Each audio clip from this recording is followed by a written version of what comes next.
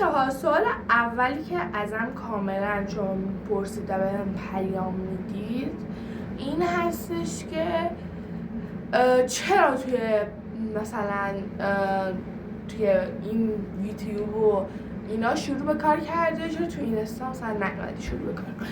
بچه‌ها من خیلی طول کشید تا بفهمم که چجوری مثلا باید توی یوتیوب کار کنم، چجوری باید توی اینستا کار کنم.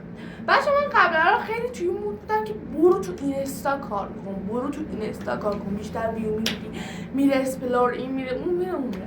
من گفتم خب یوتیوب هم همونه، اصلا این فرق نداره، پس این دوتا یه بوده با هم دیگه مساوی هستن که ما اصلا نمیدونم. اگه بود دیگه نگاه میکنی اینستا به شما هیچ چیزی واسه این وقتی که پیجت میره بالا فقط میتونی واسه خودت جشن بگیری. وقتی که یوتیوب میره بالا میتونی یه درآمدی از توی یوتیوب در بیاری. و اگر کسایی دیگه تو اینستا دارن الان کار میکنن و درآمد در میارن همش واسه مدلینگ و اینا هستش. بریم سوال بعدتون. سوال بعدی اینه که چرا همشون هم که چرا دارید.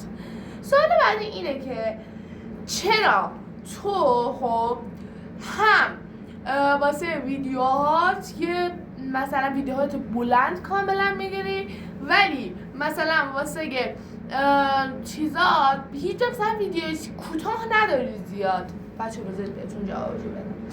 من آدمی هستم که ویدیوهات بلند دارم همیشه، خیلی بلند، یعنی که مثلا نمیتونم اون حد از چون که انقدر که کارام زیاد میشه، انقدر که صحبتام زیاد میشه دیگه واقعا ویدیوم بلند میشه.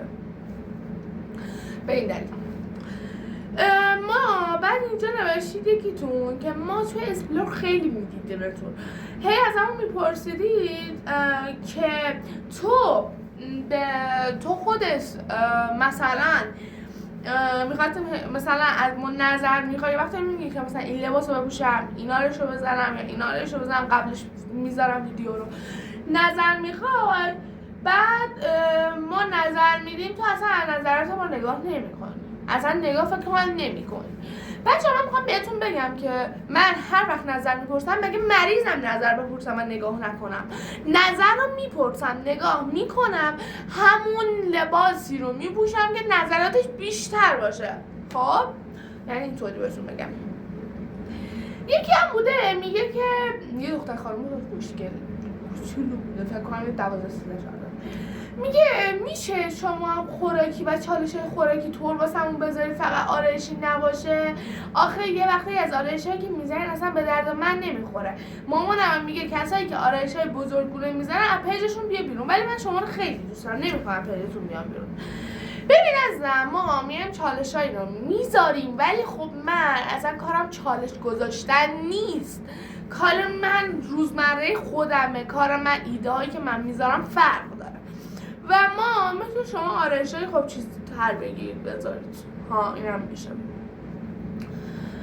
بعد این نفر اینکه نوشته سلام شما خوب هستید؟ خسته هم نباشید. ببخشید مزاحمتون شدم. میخواستم بگم که من واسه عروسی ها میرم مثلا میرم آرایشگاه ولی شما چند روز واسه عروسی ها که پست گذاشته بود اصلا بیرون نمیرفتید.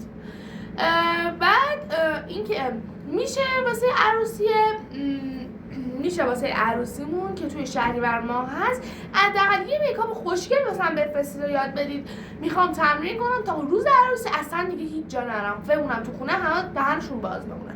باشه عزیزم سعی میکنم این کارو انجام بدم ولی اگرم انجامش ندادم سعی میکنم واسهتون یه چیزی بفرستم یا بذارم. یکی دیگه هم نوشته سلام خوب هستید؟ میگم که چرا شما فقط در روز مثلا در هفته 2 بار ویدیو میذارید؟ به خاطر اینکه ما تا ادیت بزنیم و اینا کلی طول میکشه. یعنی من تا ادیت بزنم تا این پسمی اونو درست کنم اونو درست طول میکشه. پس ما نمیتونیم زیاد بذاریم واسه تو. بعد یکی دیگه هم نوشته و آخرین سوالی که جواب دارم میدم، یکی دیگه هم نوشته که خیلی خیلی خیلی خیلی خیلی دوستتون دارم و اینکه شما الان اینجا هستید و دارید در کنار ما همه زندگیتون رو میذارید خیلی واسه من هیجان انگیزه. مرسی که هستید و ما رو چی میکنم رسید دقیقه چقدر بد نمیشته ببخشید نوشته آهان مرسی که هستید و روزمرگیاتون رو واسه ما میذارید با ما رو راست هستید و همه زندگیتون رو در اختیار ما گذاشتید تا ما بهتون مثلا اعتماد کنیم و بتونیم فالوتون کنیم و من از شما خیلی خوشم میاد. مرسی از ویدیوهای خوشگلتون آموزشیاتون که من عاشق آموزشیاتون میشم و هر وقت هم ازتون کمک خواستم خودتون بهم کمک کردید. مرسی ممنون. خدا نگهدار. همین. خب بچه‌ها می‌خواستم بگم هر سوالی داشته باشید میتونید ازم بپرسید و من کلا بهتون جواب میدم و تا ویدیو بعدی با من بوس کله‌هاتون.